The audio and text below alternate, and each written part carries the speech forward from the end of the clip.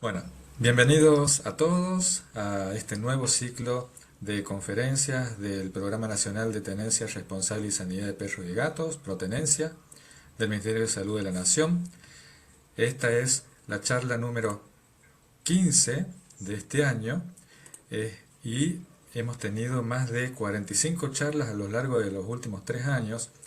Este ciclo de conferencias virtual lo comenzamos en el 2020 a raíz de la pandemia para, independientemente del distanciamiento obligatorio, poder acercarnos y capacitarnos. Ha habido distintas temáticas desde zoonosis, etología, como en la charla del día de hoy, y distintas enfermedades que ustedes pueden volver a ver en nuestro canal de YouTube. Nos encuentran como Protenencia Argentina. Ahí están todas las charlas grabadas y pueden volver a verlas.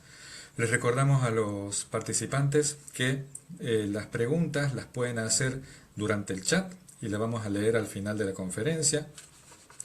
Y en el día de hoy presentamos a la doctora Alicia Graciela Lavernia, es médica veterinaria egresada de la Universidad Nacional del Litoral, diplomada en etología clínica en caninos y felinos, es adiestradora canina especializada de todas las razas, miembro de la comisión directiva del Kennel Club Santa Fe, miembro del consejo directivo del Colegio de Médicos Veterinarios de la provincia de Santa Fe, es miembro de la Asociación de Etología Clínica Veterinaria Argentina, AECVA, a quien agradecemos también por prestarnos a la disertante y a la temática tan necesaria para tratar en este mes de diciembre que comenzamos hoy, que comienza esta época de mayor ruiderío.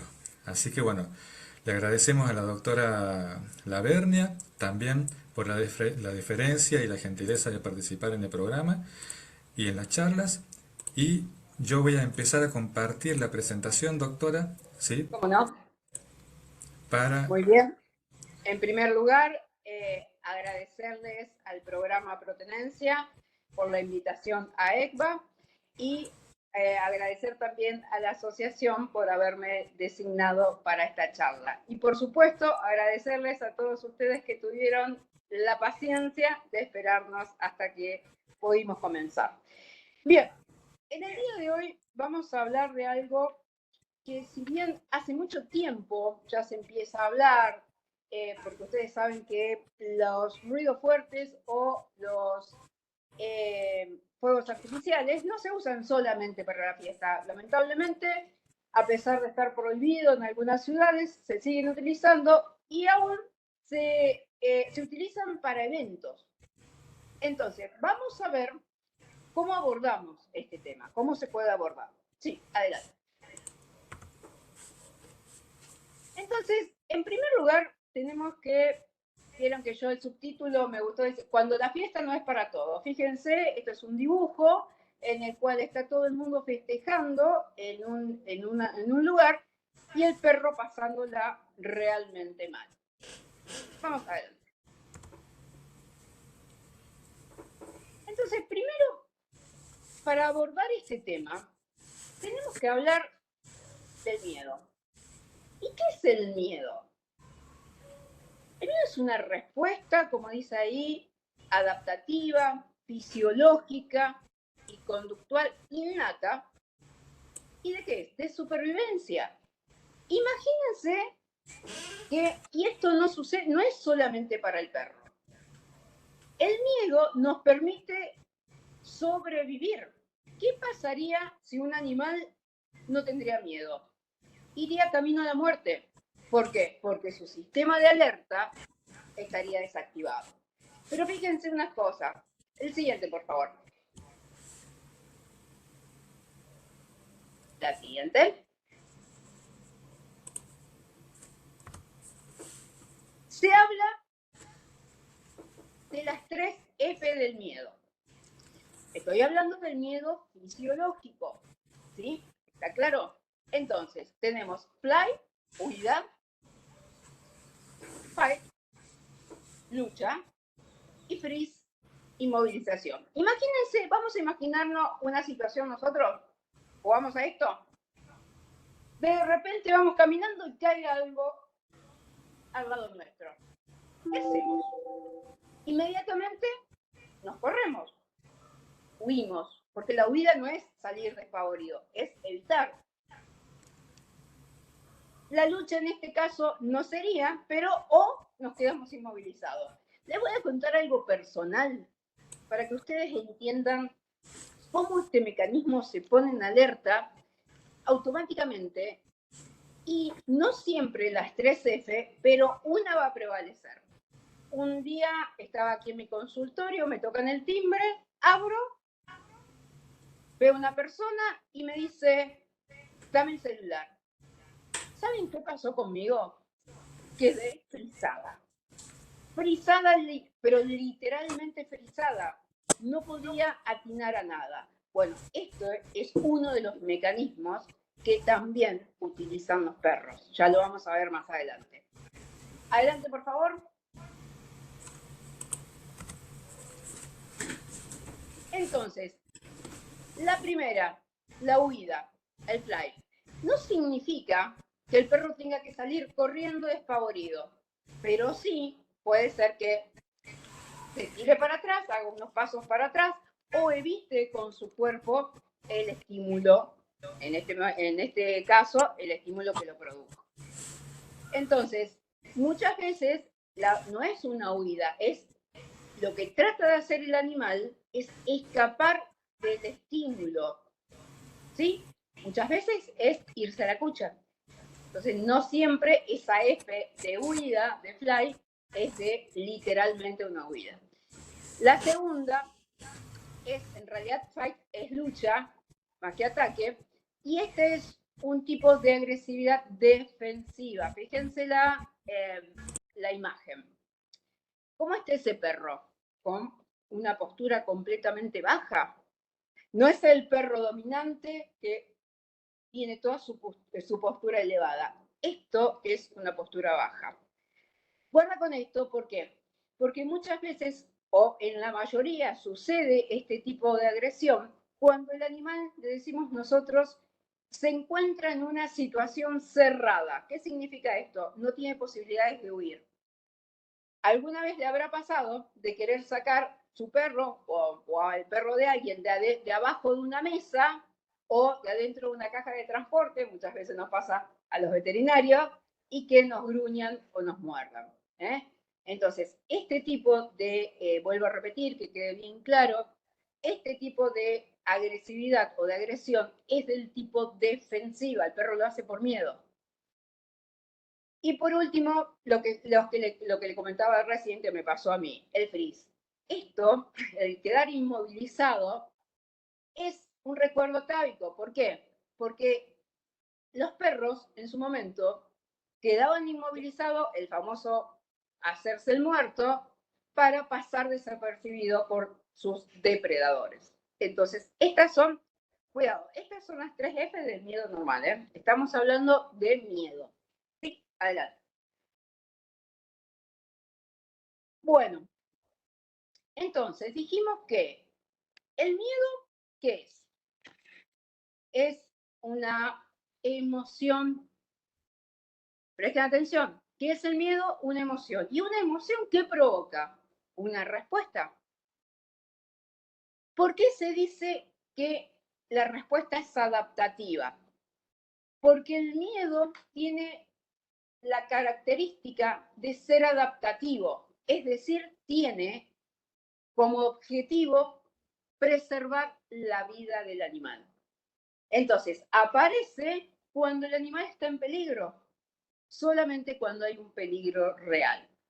Y las reacciones que va a tener este animal o cualquier especie van a ir desde una leve intranquilidad a realmente una reacción fóbica, con toda la intensidad que eso tiene y que vamos a ver más adelante. Ahora, imagínense que un perro que tiene una, como a mí me gusta decir, emocionalmente estable, escucha, se escucha un sonido fuerte. ¿Qué hace? Nosotros también automáticamente nos sobresaltamos. Ahora, volvemos rápidamente a nuestra homeostasis sensorial. ¿Por qué? Porque nos dimos cuenta de que no hay un peligro real. Pero fíjense que casi todas nuestras funciones o fisiológicamente las F del miedo se activaron. Taquicardia, a lo mejor no llegamos a dilatar las pupilas, pero seguramente es el famoso, ay, qué susto que me diste, ¿me entienden? Entonces ustedes sienten que su corazón late más fuerte, que la respiración es más rápida y todo eso que habíamos hablado. Estamos hablando de lo fisiológico. Lo mismo que nos pasa a nosotros, les pasa al perro o al gato. Sigamos adelante. Entonces, como le decía, el miedo es una emoción. Y las emociones van a provocar una respuesta, una conducta. Las conductas provocadas por el miedo no son conductas en sí mismas. ¿Me entienden? Son provocadas por esa emoción. Quiere decir que la conducta es la consecuencia del miedo, no una conducta en sí misma. Adelante. Bien, ahora sí, ya entramos en lo que es fobia. Entonces, ¿qué es la fobia? Hasta ahora vinimos hablando del miedo fisiológico, del miedo adaptativo, que cumple una función en la vida de todas las especies. Entonces, ¿qué es la fobia? Es un miedo extremo, desencadenado por un cuidado con esto, desencadenado por un estímulo específico. Pero ¿saben qué? Está presente en el ambiente, pero no representa un peligro real. ¿Está claro? Recuerden esto. Es un miedo excesivo, todas las respuestas van a ser exageradas frente a un peligro que no es real. Es el resultado, por supuesto, de interacciones biológicas, genéticas. Ya vamos a ver cómo algunas razas, así también como líneas de sangre, son más predisponentes a las fobias que otras. Y por eso se los coloqué en rojo. Es una patología del comportamiento. No es una conducta inadecuada, es una patología del comportamiento y es una de las más frecuentes. ¿Y saben qué? Ya lo vamos a ver más adelante, como dice el doctor Menzel, lamentablemente es una patología muy frecuente, pero que está subdiagnosticada. Adelante, por favor. Entonces, la fobia es un problema de comportamiento porque el perro está humanizado. Es una patología. Como dice ahí, lo que dijimos recién, caracterizado por ese miedo extremo, excesivo, persistente, que desencadena todo un conjunto de reacciones, son todas exageradas. Repito, piensa en esto.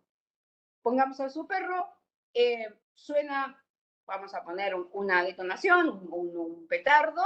El perro, sí, pero posiblemente el perro emocionalmente estable que no sufre de esta patología se asuste. Pero al momento se le pasa. O va a ir y se va a ir a su cucha, se va a mantener en un lugar seguro, pero no más que eso. No va a mostrar toda la cantidad de signos que vamos a ver ahora. Adelante, por favor. Y esta definición me gustó mucho, porque es como decir, bueno, ¿qué es una cosa y qué es la otra?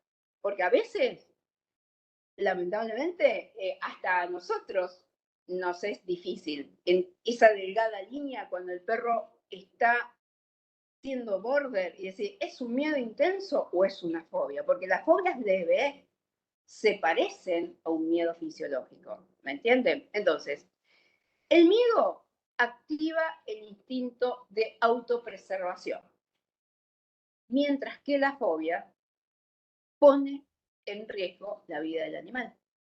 Esa es la gran diferencia. Porque ya lo vamos a ver por qué. Pero uno, está claro que el miedo en todas las especies está para nuestra supervivencia. La del perro, la del gato, la del equino, para la supervivencia. Mientras que la fobia atenta contra la vida del animal, nuestra o de cualquier especie. Adelante, por favor. Entonces, un ejemplo para diferenciar justamente lo que vamos a ver ahora, porque estamos hablando, imagínense que si estamos hablando a esta altura del año de los fuegos, de los ruidos fuertes, es porque estamos hablando o acercándonos a las fiestas. Entonces, un ejemplo para justamente determinar si estamos hablando de miedo o de fobia es la respuesta del animal frente a la pirotecnia.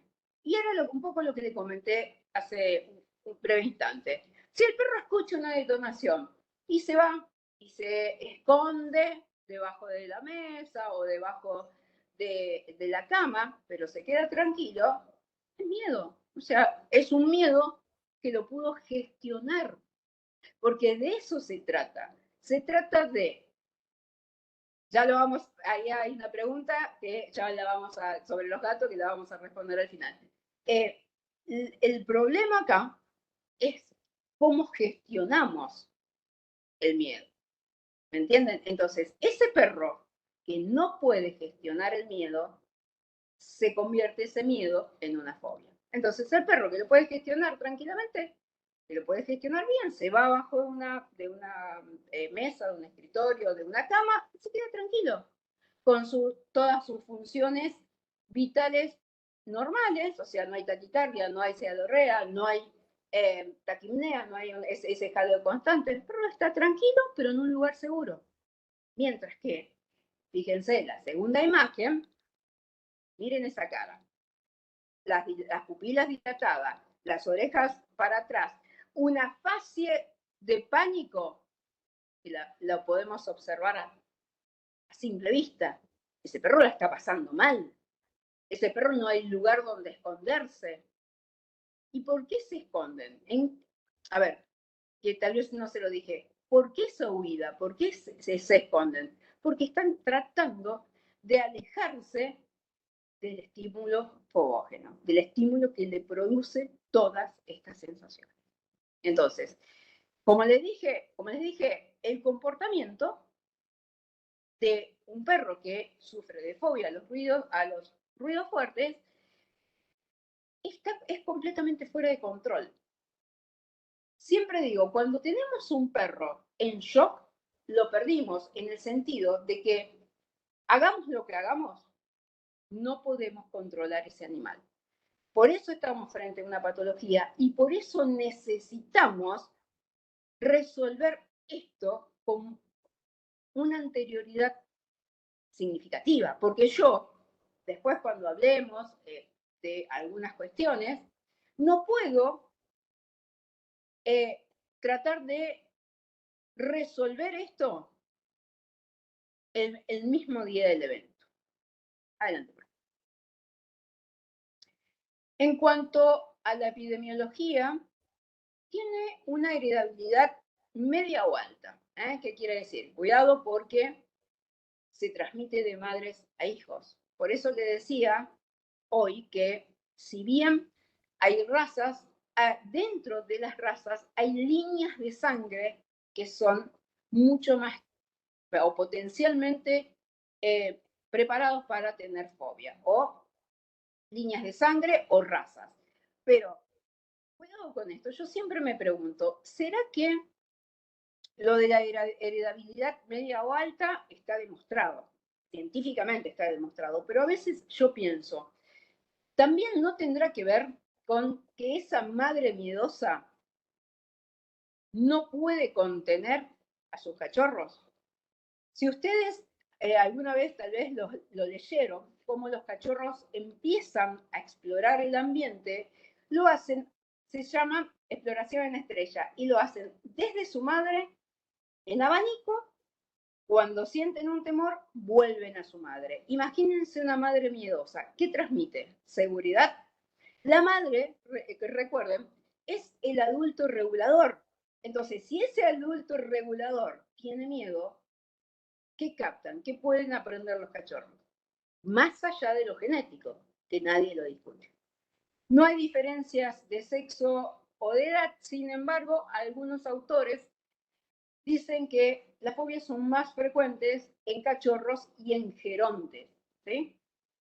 Y, como les dije hace un ratito, como dice el doctor Menzel, quien fue mi profesor y fue, le decíamos hace muy poco, todos estos etólogos estamos acá gracias a vos. Él es un gran docente de etología y fue jefe del servicio de etología del hospital de la UBA, y dice que lamentablemente las fobias están subdiagnosticadas. ¿Pero saben por qué? Porque el dueño naturaliza el miedo del perro y aprenden a vivir en función del miedo del perro. Por eso no consultan a un especialista. Sigamos. Clasificación de las fobias. No los voy a aburrir con esto, pero sí quiero que tengan en claro para que tratemos de pensar que no siempre le pasó algo al perro con la pirotecnia. Entonces, ¿qué tipos de fobias tenemos? Las fobias ontológicas o específicas, ontogénicas o específicas, que aparecen en la edad juvenil, tienen un gran componente genético, lo que hablábamos hoy, lo de la heredabilidad media o alta. Hay falta de socialización. No puedo entrar tanto en detalle porque me extendería demasiado, pero quiero que algo quede claro. Hay un periodo que se llama periodo crítico, que va desde la tercera semana hasta los 4 meses de vida del animal. Eso se llama periodo de socialización, en el cual los cachorros tienen que estar en contacto con todo tipo de estímulos, ¿sí? Llámese estímulo a todo, personas, otros animales, ruidos de tránsito, ruidos de auto, detonaciones. Entonces, si durante ese periodo estuvieron aislados, es probable que el día que salgan por primera vez a la calle empiecen a tener distintos tipos de fobias sociales, a los ruidos fuertes, etc. Por eso, recuerden que si bien como clínico hay que cuidarlos porque todavía están durante su periodo de vacunación, tenemos que llevarlo, yo siempre le digo a los tutores de mis pacientes, UPA, alzado a todos lados, y a la casa de gente que tenga perros en condiciones, vacunados y desparasitados. Pero no se olviden de que los cachorros no deben aislarse. Falta de habituación. ¿Qué es la habituación? Ya lo vamos a describir específicamente, pero todo estímulo que vayamos presentándose al animal en bajo, repetidamente y en baja intensidad, el animal se va habituando a esos estímulos, ¿sí? Entonces, es como que se acostumbra a escuchar, a ver, a lo que sea. Un ambiente hipoestimulante, por supuesto, más allá de que no socializa, encima está en un ambiente, allá en el fondo, muchas veces hay criaderos que quedan un cachorro hasta los 6, 7 meses porque no se vendió, porque qué sé yo. Y van y lo compran y ese perro estuvo en un canil, le estoy poniendo un ejemplo nada más, estuvo en un canil y lo único que conoció hasta los 7 meses fue un canil.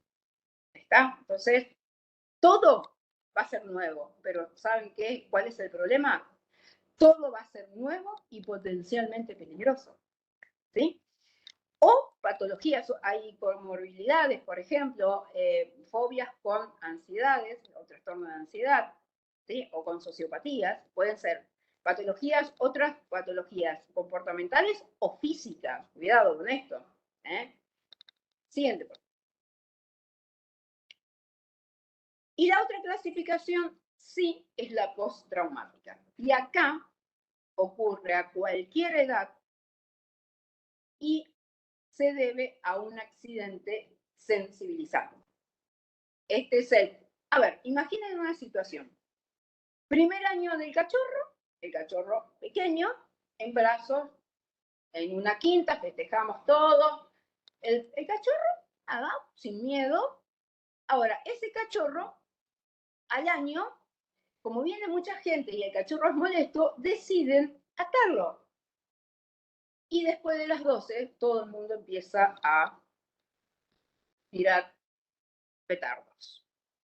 El cachorro que el primer año no lo vivió naturalmente, ahora sí, posteriormente va a tener una fobia postraumática. ¿Sí? Porque, ¿qué pasó? Fíjense, ¿cuándo se da? Cuando es muy intenso, ¿vieron los perros que muerden los petardos? Bueno, esos ya tienen una fobia postraumática. No es que después va a venir la fobia postraumática, porque lo muerden tratando de que desaparezca ese estímulo que le genera tantas, no fisiológicamente, todo ese desastre que se arma, todo ese sistema de alerta que se dispara.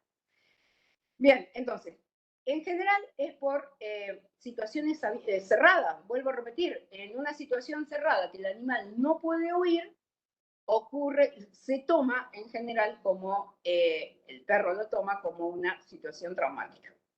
Adelante. Entonces, esto es lo que quiero que desmitifiquemos. Que el perro que le tiene miedo a las detonaciones, porque cuidado, después, no lo vamos a hablar hoy, pero el perro primero empieza a tenerle miedo a las detonaciones. Después, seguramente, a los caños de escape, vieron que hacen esas explosiones. Luego a las tormentas. Digo, en ese orden, pero puede ser al revés también.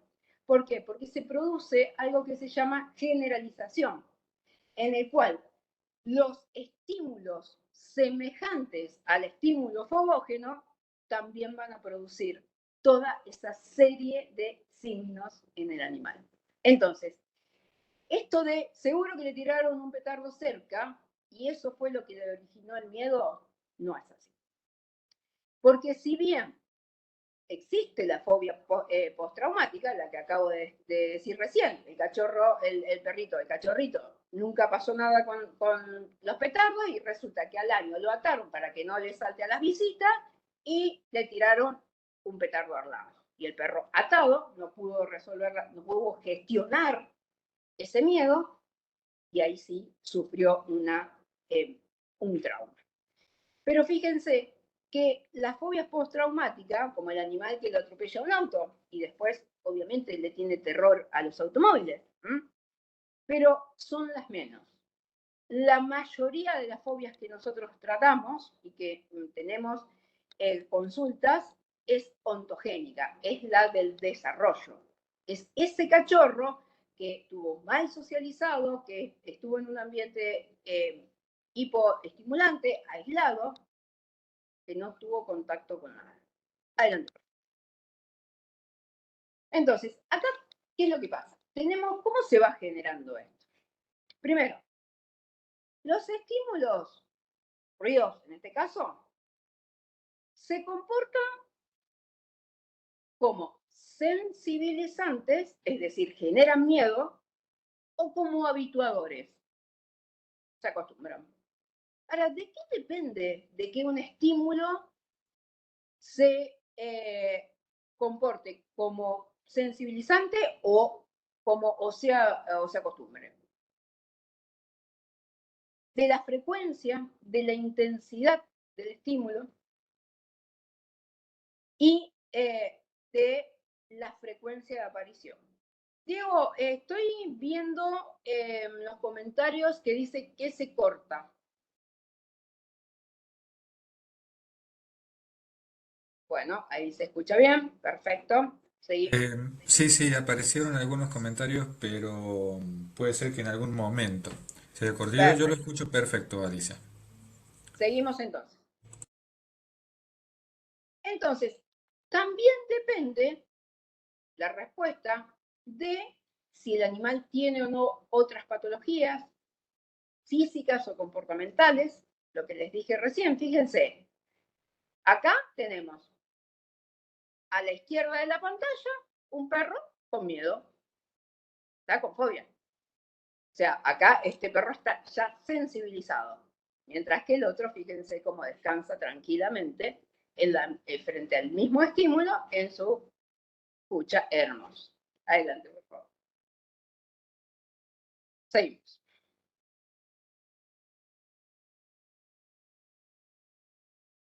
La siguiente es eso. Y miren, ¿qué es la habituación? Porque ustedes me dirán, pero doctora, a mí no me interesa saber qué es la habituación. Sí, les tiene que interesar. No, porque quiero que vean la diferencia, cómo se origina todo esto. Entonces, la habituación es la desaparición de una respuesta conductual como resultado de qué? De la exposición repetida de un estímulo que carece de consecuencias para el animal. ¿Entienden? Entonces, ¿cómo se hizo esa habituación? Se le fue presentando ese estímulo al cachorrito, que esto hay que hacerlo de cachorro. No podemos hacer habituaciones en perro ya sensibilizado, porque no va la habituación, ya va una desensibilización, que es otra cosa. Pero esto es para que nosotros lo tengamos en cuenta con los que tienen cachorros o los que van a adquirir cachorros. Habituarlos, ¿sí? Y siempre se habitúa de menor a mayor en intensidad. Porque si yo quiero que mi cachorro se habitúe, siempre pongo el mismo ejemplo a mis alumnos, a la gente no lo voy a llevar a la plaza del pueblo un domingo a las 3 de la tarde. Tal vez comience, no tal vez, siempre debo empezar mucho más despacio, porque si no, hacemos algo que alguna vez o ya no han leído, se llama inundación, que está totalmente contraindicado. Y es un perro que le tiene fobia, sobre todo lo hacen mucho los cazadores, el perro que le tiene miedo al tiro, directamente lo llevan como si esto se aprendería de generación en generación. Si el perro ya está sensibilizado, no se va a habituar. Adelante, por favor. Y entonces, lo opuesto a la habituación es la sensibilización. Entonces, el animal tiene dos posibilidades frente a un estímulo: o habituarse o sensibilizarse. ¿Y qué es la sensibilización? Es el aumento de la respuesta conductual como resultado de la exposición repetida o no, cuidado porque puede haber sensibilización frente a una exposición de un estímulo que sí tiene consecuencias para el animal. Y puede ser el mismo estímulo. Ya le voy a poner un ejemplo. Entonces, esto suele ocurrir, lo que hablamos anteriormente, cuando exponemos a los perros a un estímulo X, cualquier estímulo, y no consigue gestionarlo correctamente. Situaciones cerradas, estímulos muy intensos. Entonces, esto hace o que el perro ya, por todo eso que hablamos, tenga poca capacidad de habituación. ¿Sí? Adelante, por favor. Factores que determinan una cosa a la otra, lo que le dije, ¿qué es lo que va a determinar que el perro se habitúe a un estímulo o se sensibilice? Recuerde que sensibilizarse es que tenga miedo, que sea sensible a ese estímulo. La naturaleza del estímulo, generalmente los petardos, las detonaciones, los estruendos, son estímulos que tienden más a la sensibilización, sobre todo por la intensidad. La intensidad del estímulo, lo que les dije, cuanto más baja es la intensidad, mayor es la posibilidad de habituación. El contexto, si el ambiente es favorable para el perro, más fácil es la habituación. ¿Por qué? Imagínense el mismo contexto, el ejemplo que le puse de cachorrito y de el perro al año. Vamos a seguir con el mismo ejemplo. Si ese perro al año no hubiese estado atado y hubiese estado sentado al lado del dueño o abajo de una mesa, probablemente no tenía no sufriría una fobia postraumática. Le voy a contar algo que atendí, que no tiene que ver con estruendos, pero que tiene que ver con tormentas, para que ustedes se fijen y puedan entender, más allá de que estemos hablando del estímulo de detonaciones. Viene una pareja, adoptan una cachorrita de 45 días en la protectora, se van a su casa y se tenían que ir a trabajar los dos. Entonces dejan la cachorra en el patio. Bueno, resulta ser que a la hora se desata una tormenta terrible. Adivinen por qué están consultando ahora. Porque la perra es fóbica a las tormentas, por supuesto.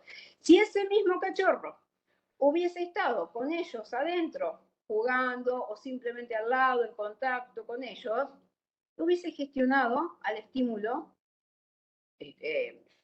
lo que es rayos, el trueno y demás correctamente, pero al estar en un ambiente adverso, no lo pudo gestionar.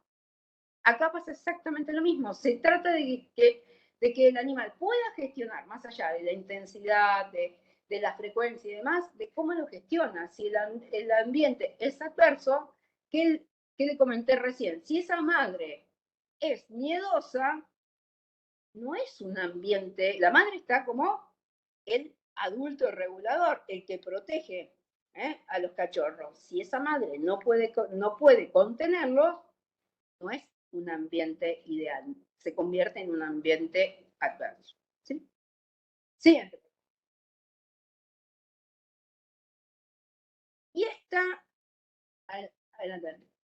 Y esta es la que más escuchamos, ¿no? Hablando de escuchar. Es lo que más repite la gente. Los perros desarrollan fobia por su tipo de oído.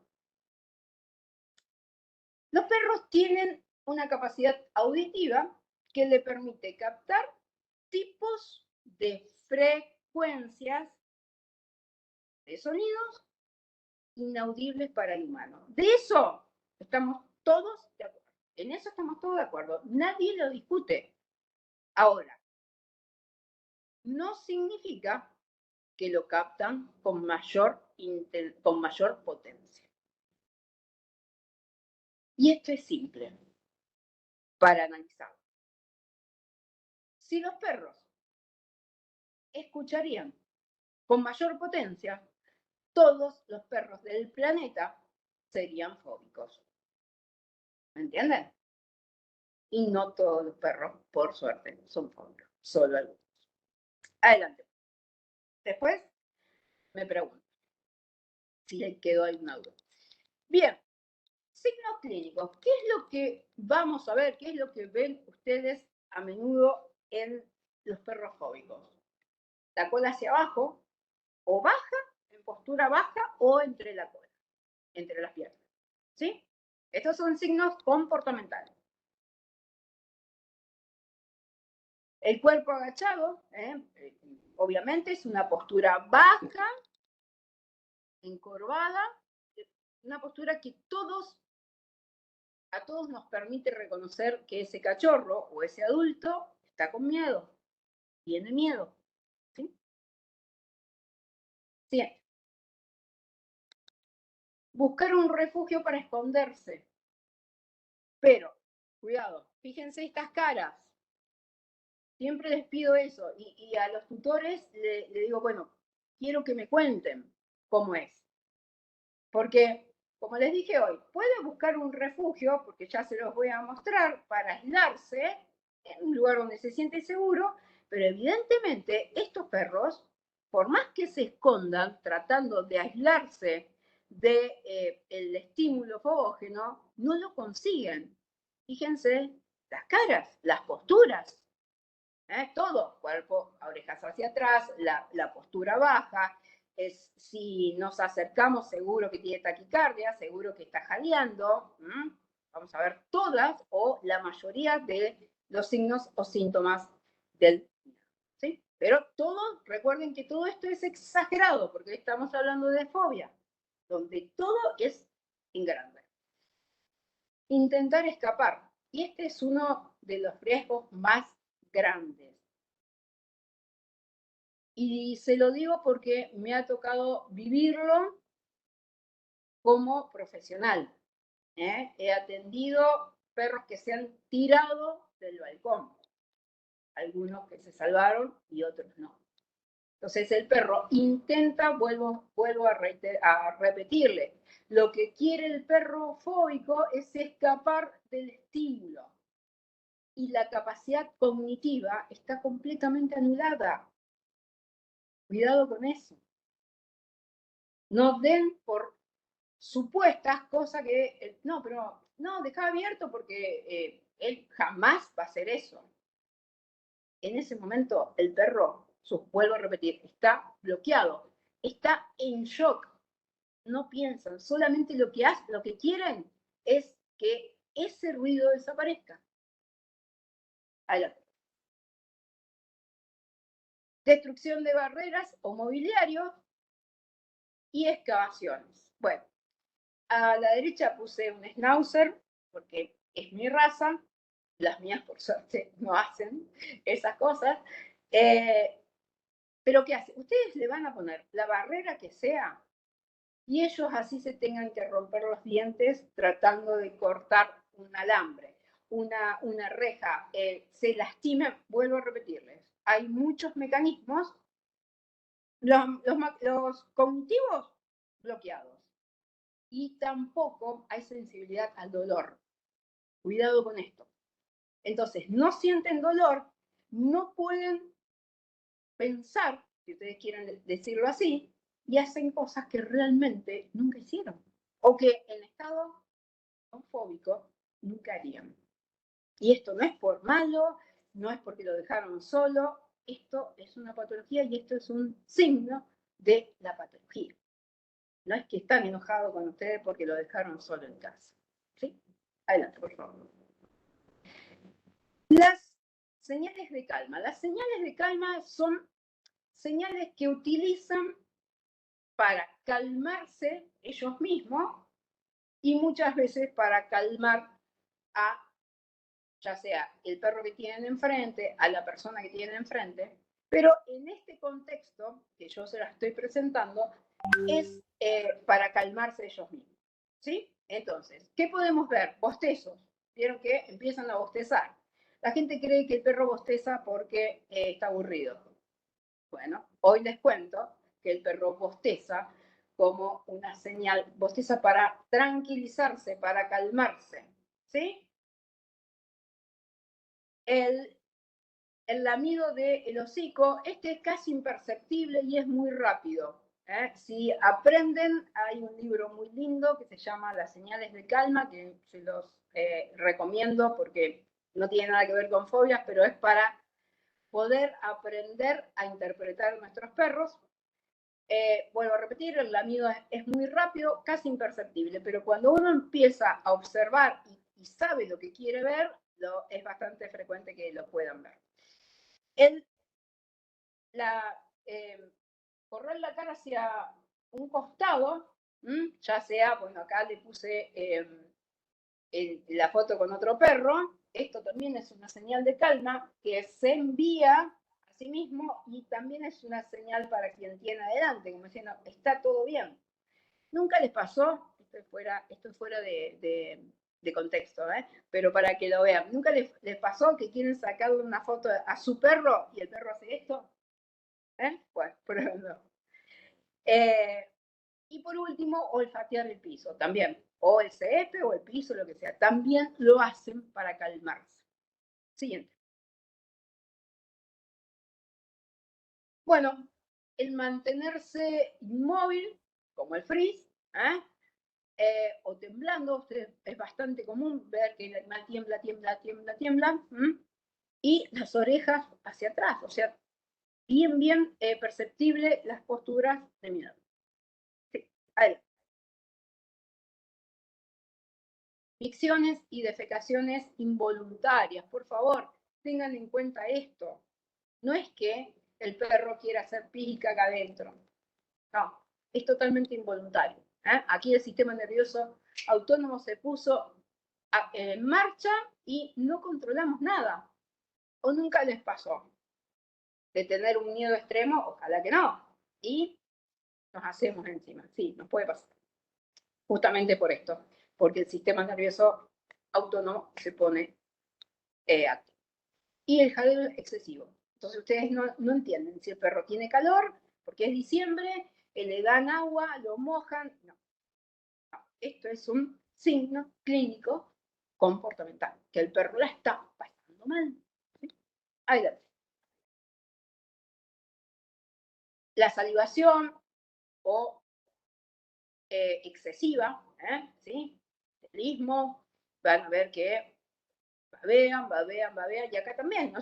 La gente se empieza a preguntar qué les pasa.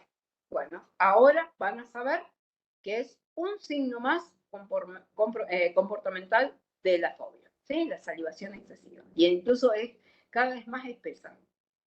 Adelante. La hipervigilancia. Más allá de que a veces confundimos un poco la hipervigilancia con el apego, el perro está siempre vigilando. ¿Por qué? Porque recuerden que lo que él está o lo que se activó es ese peligro potencial. No sabe en qué momento va a aparecer ese peligro. Entonces están hipervigilantes todo el tiempo, todo el tiempo. La búsqueda de atención, aquí puse un perrito que está aullando, que está ladrando, pero la búsqueda de atención puede ser de cualquier tipo. Es el perro que nos pide upa, que se nos sube en dos patas, o que se nos sube en dos patas y me queda acá, depende del tamaño, o que me rasca para que lo suba, o vuelvo a repetir, o que empieza a ladrar, o que hace cosas que realmente están llamando la atención. Y cuidado con esto que hoy algo hablamos de la agresividad por miedo, que es la agresividad defensiva. Fíjense en la figura, una postura completamente baja. ¿Sí? Le decimos postura baja porque acá es todo bajo. Orejas hacia abajo, prácticamente el perro está agachado. Ahora, es agresividad igual, Los perros muerden mucho más por miedo que por dominancia. Cuidado con eso. Entonces, si nuestro perro está en esa situación, hay que dejarlo tranquilo, porque donde avancemos y crucemos la línea de individual, el perímetro individual, es probable que nos muerda. Entonces, cuidado con eso. Adelante. Bueno, y esto es lo que le decía. Ahora sí, los signos físicos, producto de la activación del sistema nervioso autónomo, de donde vamos a ver o percibir temblores, taquicardia, taquipnea, el jadeo permanente. La hiperestesia, esa sensibilidad táctil que uno los toca y el perro automáticamente reacciona, ¿sí? Vómitos, diarreas, la cialorrea, la salivación excesiva, y la midriasis, las pupilas así dilatadas. Adelante. En cuanto al pronóstico, bueno, el pronóstico siempre es reservado. Las fobias es una de las patologías que se controlan, pero no tienen una curación determinada. Y cuidado con esto que venden o les venden espejitos de colores. Siempre el diagnóstico es reservado. Nosotros a veces es muy distinto. ¿Por qué? Porque no es lo mismo recibir un perro de 2 años, 1 año y medio, que recién empezó con una fobia leve, a recibir, como me ha pasado, perros de 8 o 10 años o más, con un historial, cuando uno le pregunta, pero ¿desde cuándo tiene miedo a los fuegos artificiales? No, siempre. Claro, lo que pasa es que además es probable que haya una otra patología asociada, como el de los gerontes, entonces ahora todo es excesivo. Bueno, en ese perro de 8 o 10 años realmente podremos controlar los signos, pero curar es bastante difícil, por eso es reservado. Depende mucho el tiempo, del historial, del perro, del ambiente, de si la gente va a hacer todo lo que hay que hacer, la desensibilización, de un montón de cosas. Entonces, es bueno en cuanto a la calidad de vida. Nosotros lo que hacemos es siempre tener los signos bajo control en determinados eventos. Entonces, ya sabemos que nuestro perro fóbico, el 24 y el 30 tiene que estar con una determinada medicación. En general, empezamos a medicar unos días antes. Sí, adelante. Podemos, por lo menos es bueno por eso, porque podemos controlar los signos y síntomas. Nada más. Y antes de empezar con todo esto, con el manejo, les quiero comentar, si tienen un perro fóbico, deben empezar a consultar a los colegas, no el 23 de diciembre o el 24. Ya tenemos que tener en cuenta que nuestro perro la va a pasar mal. Por lo tanto, la consulta etológica o la consulta con el clínico, quien lo más probable derive al especialista, tiene que ser antes. Por favor, no se acuerden ese día que están comprando los últimos regalos de que el perro la pasa mal para la piel. ¿Qué podemos hacer en cuanto al manejo del animal? Evitar el estímulo fogógeno. Esto quiere decir que debemos colocarlo en un lugar seguro donde vamos a ver que podemos utilizar música, ejercicios de relajación, pero a ver, también en esto, buscar un lugar seguro es un lugar que el perro ya ha elegido anteriormente como seguro para él. Porque si yo quiero ponerlo en el baño, y el perro nunca estuvo en el baño, no lo va a tomar como un lugar seguro. ¿Me entienden? Por eso les digo que todo tiene que ser planificado. Entonces, si yo me acuerdo que mi perro se va abajo de la cama y se queda ahí tranquilo, bueno, lo dejo que vaya, pero no buscar ese día un lugar donde supuestamente nuestro perro la va a pasar bien, porque les puedo asegurar que no la va a pasar bien, ni el perro ni usted. El desapego. Y acá dice extinción de la respuesta. A modo de comentar, cada acción, la conducta, tiene una consecuencia. Si la consecuencia es positiva, la conducta aumenta. Si la consecuencia es negativa, la conducta tiende a extinguirse. ¿Qué quiero decir con esto? Si yo cada vez que el perro escucha una detonación lo hago upa, ¿qué estoy haciendo con esto? Primero que estoy reforzando, lamentablemente, positivamente la fobia. Y segundo, que el perro siempre lo va a hacer, siempre me va a pedir upa, porque cada vez que me pide, lo hace. Si yo empiezo a ignorar al perro, y ya vamos a hablar un poquito de eso, empiezo a ignorarlo, pero esto es antes, por favor, recuerden, esto es un trabajo de una terapia cognitivo-comportamental. Si yo empiezo a ignorarlo, el perro dice, no, acá por acá no es, no busco a mi dueño porque no me da bolilla, bueno, me voy a un lugar tranquilo. ¿Me entienden? Si no, después me preguntan. La desensibilización sistemática, ya vamos a hablar enseguida, es un trabajo bastante difícil de hacer. El contracondicionamiento, que puede ser con comida o con juegos, y la obediencia con ejercicios de disciplina básica. Vamos un poquito a explicarles de qué se trata cada uno. No influye la castración. Al siguiente, por favor. ¿Qué es una desensibilización sistemática por inhibición recíproca? Este tipo de técnicas, en general, si bien nosotros se lo podemos enseñar a los tutores, la mayoría de las veces, les digo sinceramente, le pido a gente especializada que lo haga. Porque sí puedo enseñarle un contracondicionamiento al dueño o ejercicios de obediencia básica, pero la desensibilización es no es que es difícil de hacer, no es difícil de hacer. ¿Saben lo que es difícil? Perder fácilmente la paciencia. Entonces, ¿cómo se hace una desensibilización? Se empieza colocando el estímulo a bajo umbral. Supónganse que nosotros, como dice acá, ponemos un video de pirotecnia. ¿Sí? Tomamos una habitación y empezamos.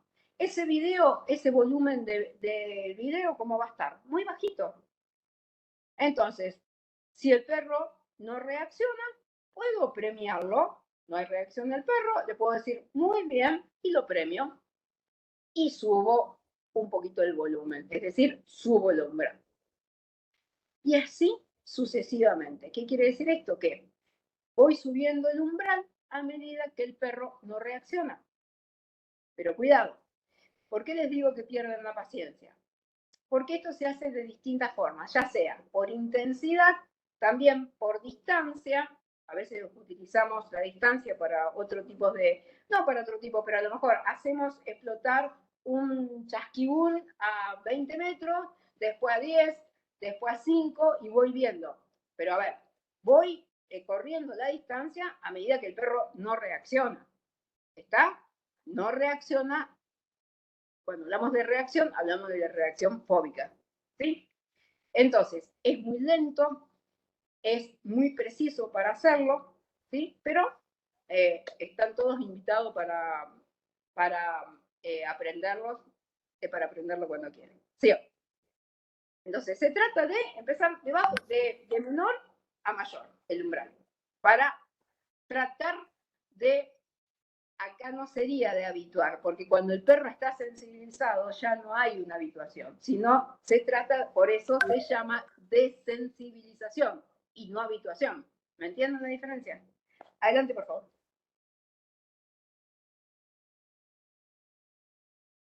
Otro de los ejercicios que hacemos es el contracondicionamiento. ¿Y qué es el contracondicionamiento? Obviamente que tanto la desensibilización como el contracondicionamiento, como les dije recién, estamos hablando de perros que ya están sensibilizados. ¿Sí?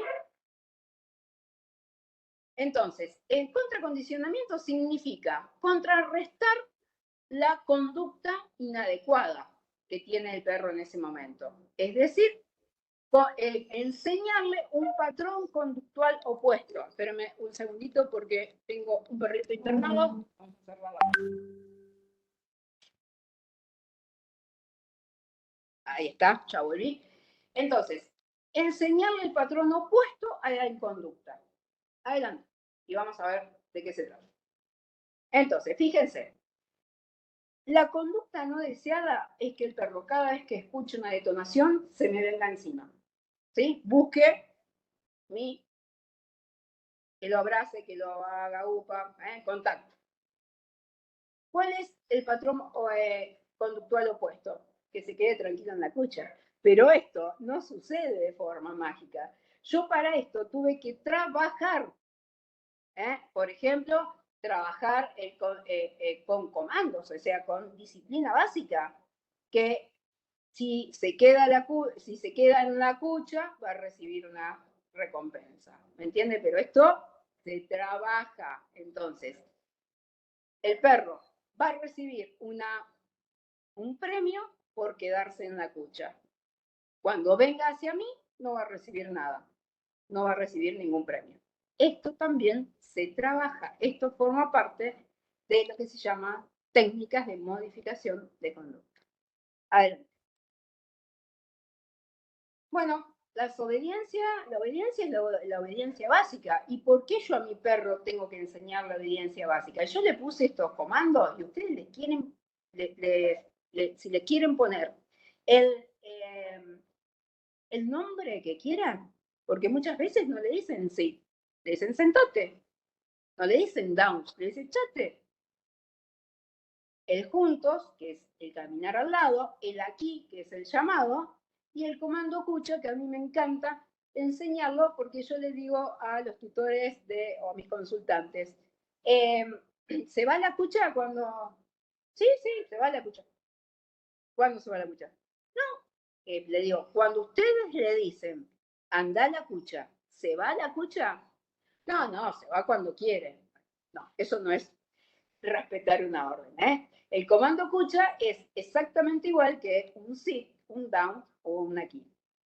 Si yo digo cucha, el perro se debe ir a la cucha. Pero esto es obediencia básica. Adelante. También en manejos del animal tenemos, fíjense, esta foto me encantó, les digo la verdad, porque es un perro, no sé, creo bastante grande, el de arriba. El perro se siente bien ahí, fíjense que no sé, no tiene signos ni comportamentales ni físicos comparables con una fobia. El perro está tranquilo. Entonces, siempre y cuando a mí me guste que el perro esté en la mesita de luz, por supuesto, tal vez haya gente que no. Pero si el perro se encuentra ahí tranquilo, déjenlo. Por eso les digo, no determinen ustedes en qué lugar va a estar tranquilo. Que lo elija el perro. O, por lo menos, que sea un lugar donde el perro siempre está tranquilo. Pero ese día no traten de hacer ninguna modificación, porque no va a salir. El no castigo, por favor. Imagínense que el perro está viviendo un infierno. Sus capacidades cognitivas anuladas. No siente dolor, es capaz de lastimarse con tal de huir. Y encima ustedes van a recurrir al castigo. Es un error. Psicológicamente para ese perro es un viaje de ida. Y el vínculo, cuidado con esto. Sí, porque a veces es mucho más la necesidad del dueño de agarrarlo, de tenerlo, de contenerlo que del perro. Entonces, si el perro viene y yo noto que si yo acariciándolo, el perro se relaja y se queda tranquilo, está bien, lo hago. Si veo que ocurre exactamente lo opuesto, que lo pone más ansioso, que más jadea, que no sabe, porque el tema es que muchas veces, vuelvo a repetir, el perro no sabe qué hacer. Entonces busca la contención, no la quiere, no lo sabe, porque lo único que quiere es escapar de ese estímulo fogógeno. Entonces, cuidado con las caricias, porque muchas veces hay una delgada línea entre reforzar positivamente el miedo o no hacerlo. Hay una forma de hacerlo que es muy particular, pero que esto también se hace con tiempo y no en el momento de crisis. ¿Sí? Pero ustedes conocen a su perro. Pero, vuelvo a repetirle, el que yo lo levante, lo tenga y le diga, bueno, ya va a pasar, es reforzar positivamente. Ahora, si yo el perro lo puedo subir, lo tengo al lado, y digo, tranquilo, no pasa nada, hey, tranquilo. Fíjense que yo no estoy enojada, parece. Yo estoy tranquila. Y eso le transmito al perro. No machemos la energía. Adelante. Esta foto les quise poner porque proporcionar una zona segura, esto le permite al perro gestionar el miedo. Por supuesto que a la derecha tenemos, bueno, el ideal. Miren lo que son esas instalaciones, ¿sí? Perfecto. Bueno, y a la izquierda le puse una foto real. Esa es una caja de transporte y adentro vemos un schnauzer miniatura que es mi perro. Esa caja de transporte está ubicada en mi cocina. Y las perras la utilizan como lugar de descanso. Entonces, si ellas no son fóbicas, pero sí tengo, no esta perra que están viendo ustedes, sino otra que sí sufre como una leve sensación de inquietud cuando hay tormentas. Ella sola va y se introduce en la caja, falta que se cierre con la patita de la puerta y a mí se queda tranquila. Ese es su lugar, es su refugio. ¿Me entienden? Por eso nosotros recomendamos tanto las cajas de transporte y los dueños en general lo toman como un castigo en la caja de transporte. Si hacemos una habituación, que después, si quieren, hablamos en otra charla de cómo se hacen las habituaciones a las cajas, las habituaciones a los bozales, todo tipo de habituación. Pero fíjense, a lo que quiero llegar es, ella está muy tranquila porque es su lugar. Esta caja de transporte se utiliza para escucha, si hay que viajar, o sea, tiene muchos usos, ¿sí? Por eso siempre lo recomiendo. Son muy pocos los dueños que la aceptan y la ven como tal. Adelante. La música relajante, hoy hay playlist en Spotify, hay canales en YouTube con música relajante para perros. Esto no es de ahora. Obviamente que esto tiene que ir acompañado de un lugar seguro, ¿sí? Por más que yo le ponga, haya mucha gente ese día y los chicos estén tirando pirotecnia en el patio y yo que le ponga música relajante, no va a funcionar. El ambiente tiene que ser acorde. Los ejercicios de relajación, bueno, son cosas que yo particularmente enseño, pero esto se hace en otro momento, no en crisis. El ejercicio de relajación se enseña en momentos en que el perro no esté pasando por una reacción fóbica. Adelante. Bueno, el famoso vendaje Pennington. Bueno, ustedes lo van a ver, es bastante común encontrarlo en las redes. Es un sistema de venda y de cruzamiento. La verdad que nosotros, desde la asociación, no hay ningún artículo científico que avale esto. A mi entender, tal vez al perro le puede estar dando un tipo de sujeción o de contención. La verdad, no lo he probado nunca, vuelvo a repetirles, no hay nada escrito que tenga una base científica para demostrar que esto funciona. Pero bueno, se los muestro porque lo van a ver, o sea, y se ve permanentemente en las redes, más cuando empieza esta época de fiesta. Adelante, por favor.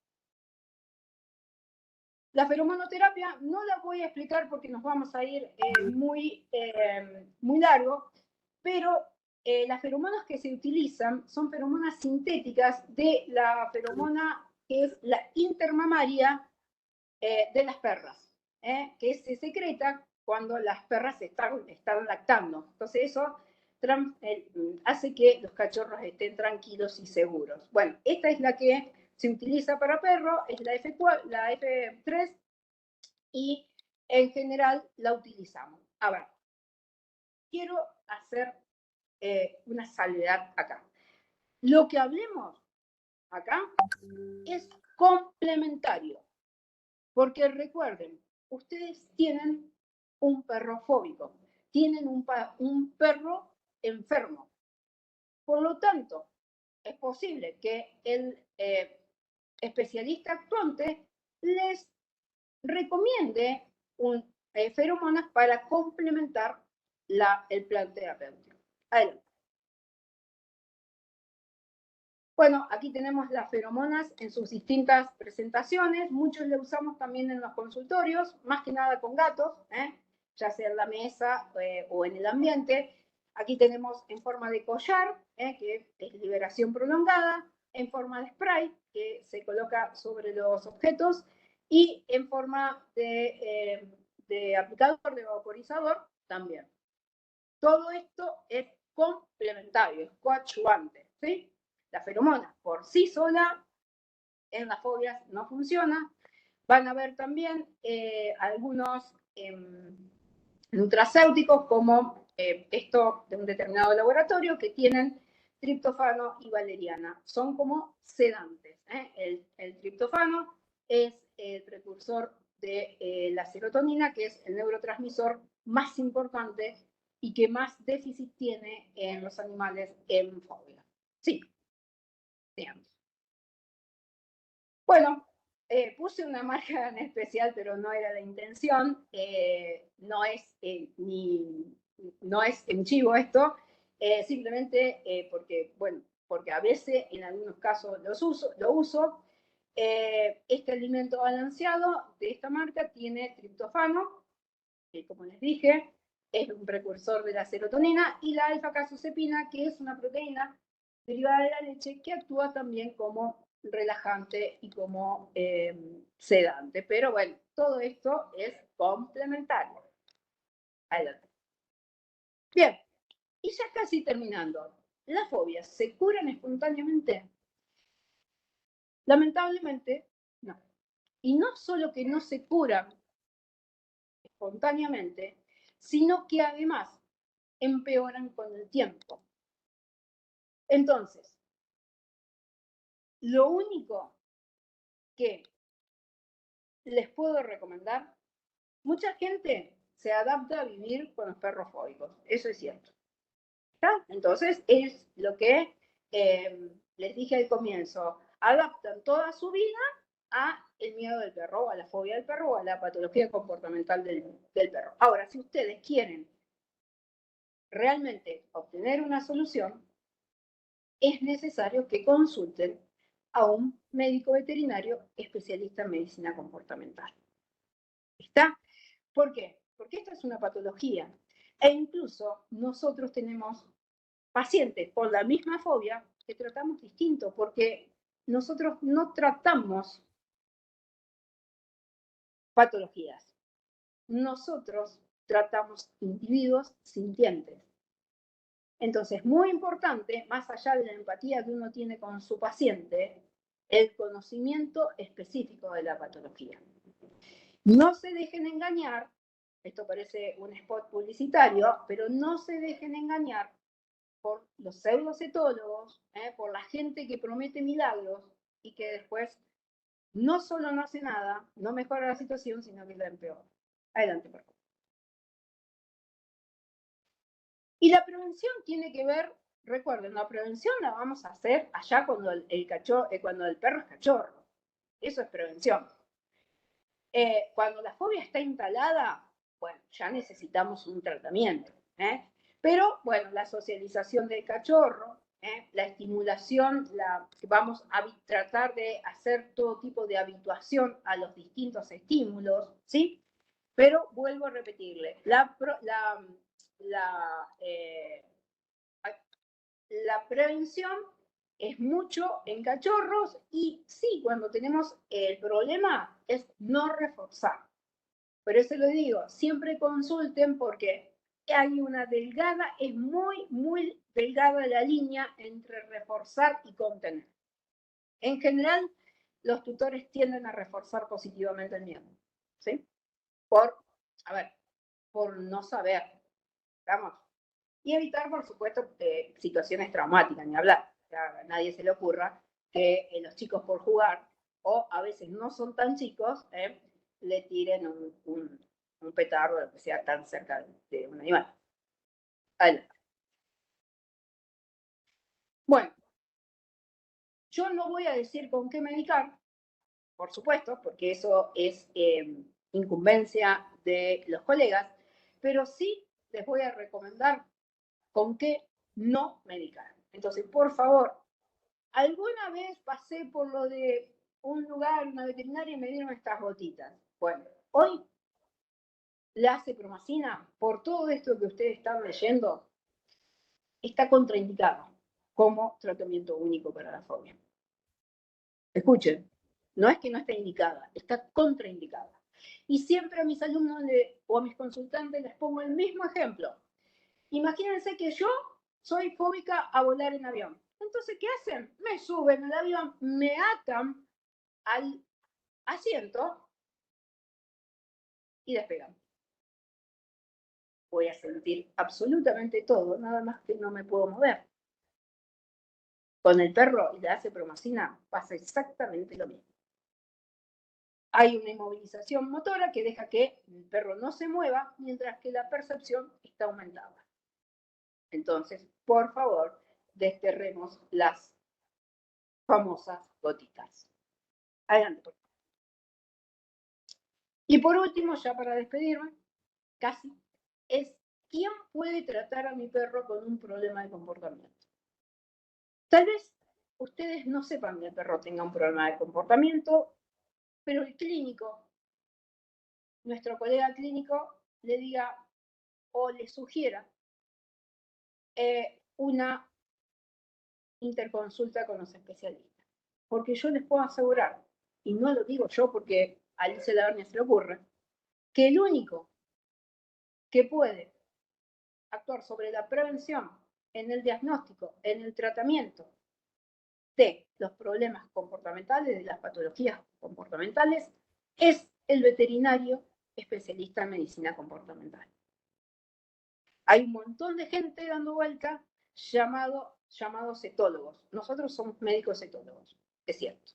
Cuidado con los que le ofrecen soluciones mágicas. Las soluciones mágicas no existen. En comportamiento todo es lento y en comportamiento hay que tener mucha paciencia porque en general lo que se presenta hoy, recuerden que la conducta es la manifestación de algo, de una emoción y tal vez y es el resultado final lo que estamos viendo la conducta. Por lo tanto, no busquen soluciones mágicas porque no las hay. Entonces, como última recomendación, hablen con sus veterinarios de cabecera y pregunten si su perro necesita una derivación a un profesional etólogo. Adelante. Bueno, algo de la bibliografía.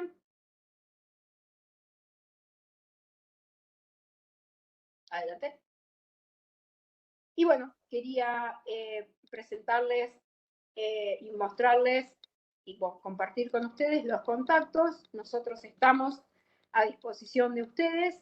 Nuestra asociación es una asociación que es muy nuevita, es muy joven, digamos, pero bueno, hoy por hoy tenemos unos casi 60 especialistas de todo el país, o sea que todo el mundo tiene un profesional de referencia porque estamos distribuidos en todo el país y estamos realmente para ayudarlos en lo que ustedes necesiten. El doctor Roboti es el presidente hoy de la asociación, pero somos un grupo muy, muy lindo que la verdad con ganas de aprender y esto es medicina. Entonces, todos los días va cambiando, todos los días estamos aprendiendo algo nuevo. Así que les dejo el contacto de las redes sociales para que nos escriban. Ahí va. Y por último, no tengo más que agradecerles por su paciencia, por esperarme. Les dejo mis contactos por si quieren contactarme por alguna consulta o alguna duda. Estoy para lo que necesiten. Realmente muchísimas gracias. Vuelvo a repetir, gracias al programa y gracias a la asociación que me ha elegido para dar esta charla. Espero haberlos ayudado.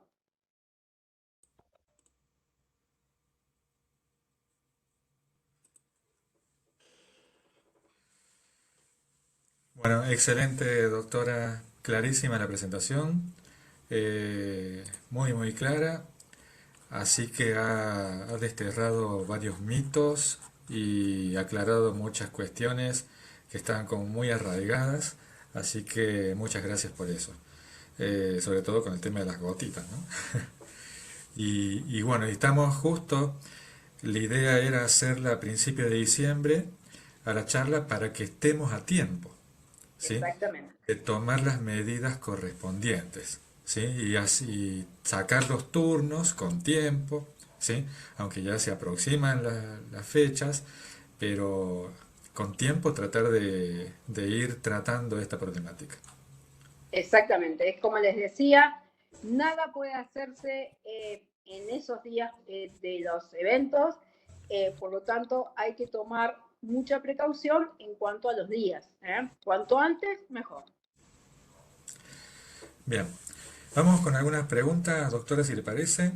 ¿Cómo no? Acá, bueno, preguntaban también por qué los gatos reaccionan de forma diferente. Porque el gato, miren, se dice que el perro es una especie completamente domesticada, el gato semidomesticado. El gato, primero, que es muchas veces la fobia que presenta no es precisamente a los ruidos fuertes, sino más bien tienen fobias, las más comunes son las fobias sociales. ¿Por qué? Porque ellos tienen otra forma de gestionar los ruidos. Fíjense que si ustedes tienen gato, observen cuánto tiempo ellos están aislados. ¿Me entienden? Y en ese aislamiento ellos siempre tienen lugares seguros para estar. Entonces, ellos gestionan de esa forma. Si ante un posible peligro, buscan su refugio. No es frecuente la fobia a ruido, pero sí sufren de fobia. A ruido fuerte, por supuesto. Bien, muchas gracias. Algunas preguntas ya han sido respondidas a medida que iba avanzando la presentación. Bueno, acá preguntas sobre el vínculo que puede llegar a haber con la castración, ¿sí? Y este tipo de No tiene comportamiento.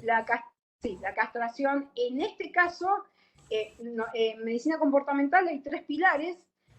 Uno es la quirúrgica, que en general es la ovariectomía o la orquiectomía en perros machos, las técnicas de modificación de conducta y todo lo que es medicación, la farmacología. Bueno, en este caso de fobias no recurrimos a la castración o no la sugerimos porque no tiene implicancia en la fobia.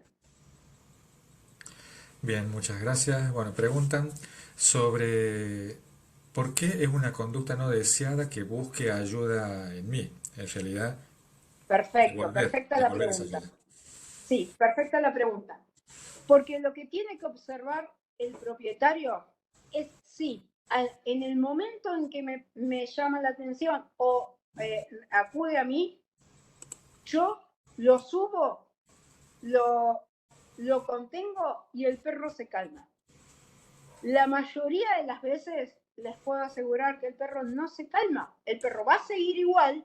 ¿Y qué va a hacer? Nosotros empezamos a ponernos mal porque el perro está mal y no le transmitimos seguridad.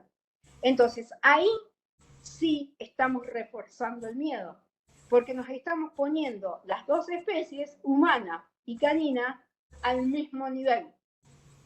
La emoción no es positiva, ni del perro ni mía, porque yo siento que el perro la está pasando mal y yo empiezo a sentirme mal. Pero más allá de esto, recuerden, no solo hablamos de conducta, porque hay un montón de cosas que los conductistas, como yo siempre digo, nos colgarían en la plaza. ¿Por qué? Porque hablamos de emociones. Entonces, si el contener al perro no le sirve, estamos reforzando el miedo y no estamos haciendo que el miedo desaparezca. Sí, cuando hacemos a tiempo, pero esto es para otra charla, hacemos a tiempo los ejercicios de relajación. A ver, todo esto sumado a la terapéutica, esto lo da como dentro de las técnicas, pero no hay ninguna fobia que no lleve los 2 pilares más importantes de la medicina comportamental. Con ejercicio solo de relajación no hay fobia que se contenga, yo les puedo asegurar. Cuando el perro es fóbico necesita un diagnóstico y tratamiento preciso. Después, el colega actuante va a compartir todo esto y va a poder observar si ese tutor puede o no contener a su perro. ¿Me entiende? Entonces va a ser la diferencia porque ese especialista va a saber si está reforzando el miedo o no, o está conteniendo. Excelente, doctora. Bueno, comentaban acá sobre el ruido blanco, que funciona como cortina sonora, que comentaba usted que se puede descargar en Spotify, en YouTube. Sí. Ahí está tanto en YouTube como hay playlist. Sí, la música de relajación. En general, cuando nuestros perros tienen no llegan a ser fóbicos, lo utilizamos. Todo sirve, todo suma, pero siempre cuando hay un diagnóstico y un tratamiento hecho por un profesional veterinario. Lo demás colabora, complementa. Acá una aclaración de la pregunta de la castración dice que el enfoque en realidad era al revés, es decir, si se castra un canino potencia o predispone más a enfrentarse a miedos u No, no, fobias. no hay relación. Y después una pregunta muy técnica, si utiliza el mepromazim, si lo recomienda. No hablamos de medicación hoy porque eso es una incumbencia del profesional. Por eso no hablamos de medicación, porque no todos los perros se medican igual, no todos los perros llevan medicación y eso es algo que decide el colega veterinario. Muy claro, doctora. Acá pregunta Alejandra si los perros grandes, no sé si se refiere a tamaño o a edad, son más propensos a tener fobias. Si es por tamaño, no. De No tamaño. hay, no hay una incidencia mayor. Porque ¿saben qué? Piensen una cosa. Los perros de razas chicas tienen casi un hiperapego con el dueño. No tanto los perros grandes, que tienen mayor independencia. Más allá de que la fobia puede o no estar relacionada con el apego. En general no. Pero no, la verdad es que no hay, en la bibliografía no se habla, no hay una incidencia ni de sexo ni de edad. Sí se habla de algunas líneas o algunas razas. ¿eh? Hay razas que la bibliografía describe como propensa. Esto es como cualquier patología física. Tengo Schnauzer miniatura, bueno, ¿a qué predispone? Y a enfermedades renales. Pero todo es potencial. Justo con respecto a esas posibles razas propensas, ¿los perros Uh -huh. pastores son alguna de ellas? Sí, exactamente. Ha leído la persona que pregunta. Sí, justamente los pastores. Buenísimo, doctora. Está descrito. Yo les digo que nosotros vamos a empezar a hacer un relevamiento en la asociación, porque también hay que tener en cuenta una cosa. Cuando uno lee, tiene que ver de dónde es la bibliografía, porque a lo mejor lo que tiene mayor incidencia en Europa, en América del Sur no, porque simplemente esas razas no las tenemos. Entonces yo creo que el trabajo también de la asociación es empezar a tener, a relevar los casos clínicos. Entonces, para después agruparlo y decir, bueno, tanta fobia, tanto, para poder tener un registro en nuestro país. Buenísimo, doctora. Bueno, hasta acá la pregunta, doctora. Voy a poner nuevamente la última presentación donde están sus datos por cualquier consulta que quieran hacer los participantes. Ahí están el correo, las redes sociales de acá la doctora, el teléfono. No les comenté, bueno, que la doctora está en Santa Fe. Exacto. Así que, bueno, hemos tratado, bueno, en realidad la asociación, que muchas gracias nuevamente a la Asociación de Etología Clínica Veterinaria Argentina por habernos compartido su disertación, doctora. Y bueno, muchas gracias a usted nuevamente. Por favor. Desde la asociación, muchísimas gracias. La verdad es que es un placer estar hoy para ustedes dando esta charla.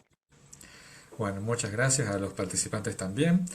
Los invito para la próxima charla, que va a ser de acá 15 días, 14 días en realidad, el jueves 15 de diciembre, sobre el siguiente tema: salud pública, vacunación en programas de control poblacional, que lo va a dar el doctor Leonardo Mauro, un tema controvertido, si durante las castraciones se vacuna o no se vacuna, ¿sí? Así que ahí el doctor va a aclarar esas dudas. Bueno, muchísimas gracias, doctora, gracias a los participantes. Placer. Podrán escuchar y ver nuevamente la charla en YouTube en los próximos días. Buenas noches. Gracias.